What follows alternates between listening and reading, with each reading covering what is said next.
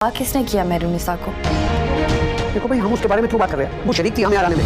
मेरे माँ बाप ने मेरी शादी मेरी मर्जी से करवाई थी, फिर मैं ये रिश्ता निभा नहीं सकी। मैं भूल जाऊं ये भी मुमकिन नहीं। स्टार ड्रामा एक वाकई मास्टरपीस है जो कि हमारे मुल्क के इक़्तिदार पर एक बहुत बड़ी तंज है। खुली आंखों से दिखाया गया कि हमारे मुल्क में क्या कुछ हो रहा है।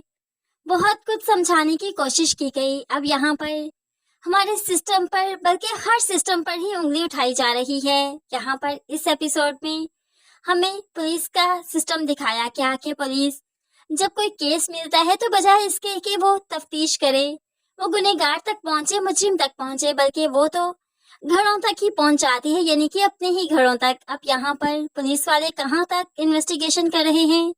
मेहरुनिसा के ससुराल में या मेके में? अब ससुराल में आए तो समन शाह से सवाल करते हैं कि जैन शाह की मौत की वजह से क्या पता शाहनवाज उसे रखना नहीं चाहता और उसे किडनैप करवा दिया हो, या आपने ही साइड पर कर दिया हो मेहरुनिसा को। अब यहाँ पर अजीब अजीब किस्म के सवालात हैं कि समन शाह भी परेशान हो गई कि इंस्पेक्टर हमें ही ब्लेम कर रहा है, जबकि यहाँ पर देखा जाए तो इंस्पेक्टर को तो सफ्तर शाह तक पहुंचना चाहिए ना, जो ऑपोजिशन है, मुखालिफ पार्टी है। हो सकता है उसने जीत की वजह से जेलसी में आकर ही मेहरुनिसा को किडनैप किया हो और यहाँ पर ये बात सच भी साबित हो जाती, लेकिन हमारे इंस्पेक्टर्स का यहाँ तक ध्यान जाता ही कहाँ है।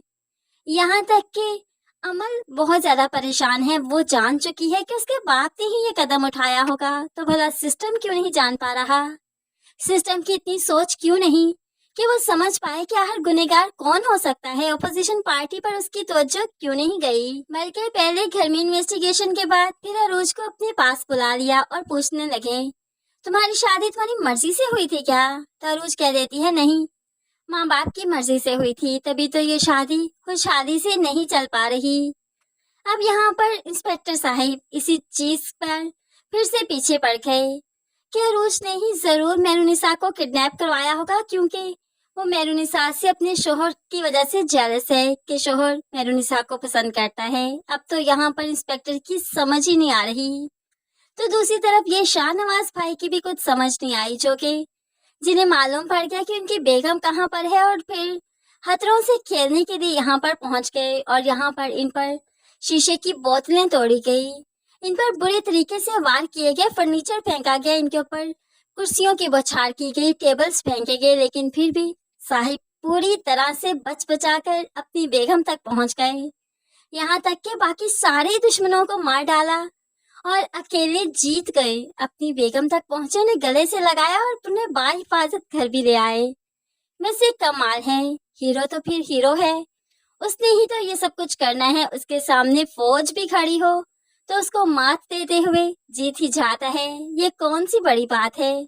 हमेशा हीरोज ऐसे ही करते हैं। शाहनवाज का भी वही सीन दिखाया गया। अब यहाँ पर वापस आए तो पार्टी हुई। इलेक्शन में खुशी के लिए जो पार्टी पेंडिंग थी वो मनाई गई।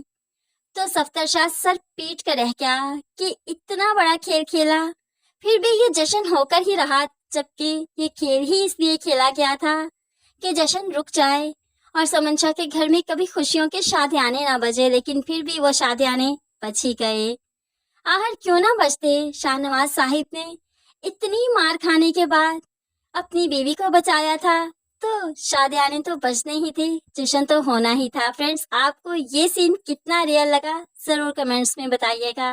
क्या हकीकी लाइफ में भी ऐसा पॉसिबल हो सकता है कि इतनी मार खाने के बाद इंसान बच जाए और फिर उसे कोई खरोश भी ना आए, यहाँ तक कि सामने वालों को भी वो मार डाले? क्या इतनी मार खाने के बाद उसमें हिम्मत रहती है कि वो सामने वालों पर वार कर सके, या सिर्फ ये ड्रामे तक ही महदूद हैं सीन? असल जिंदगी में ऐसा नहीं हुआ करता। इस बारे में आप क्या कहते हैं जरूर कमेंट्स में बताइएगा। मज़ीद वीडियोस के लिए चैनल को सब्सक्राइब कीजिए। अल्लाह हाफिज।